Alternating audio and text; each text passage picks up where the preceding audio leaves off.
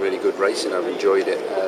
Surprised a little bit by the parity of the front runners in the mountains. We've got a group there that there's not a great deal between them. It's more a case of who's more fatigued on a given day than it is about actual ability. So that's been really surprising.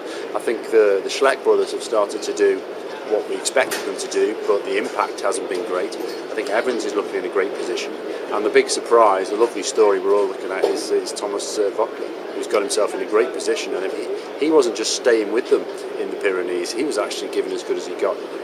His challenge now is people are going to push him to chase and expect him to chase and start looking at him rather than following themselves, so he's going to be treated like a proper contender. So it's amazing, isn't it? I mean, you look at, people assume that he'd have the yellow jersey, lose it on Les Ardennes, if not the next day on Plateau de Belle, or 2 days later on Plateau de Belle, but he's still there. Can he hang on?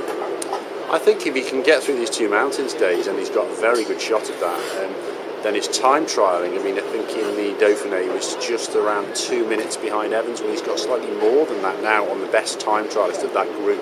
So he's in a really good place. And that time trial is a good comparison, because he was on the same course. So I'd give him about a 30% chance of a win, yeah.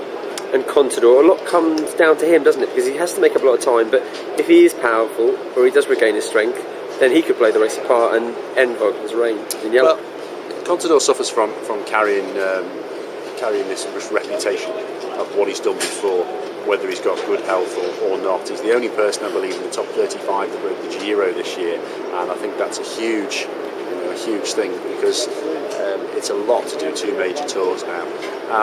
Everybody's going to keep looking at him, but he's only really got 2 stages, because he needs summit finishes, not just mountain races. He's only really got 2 days, I think, that he can do something with.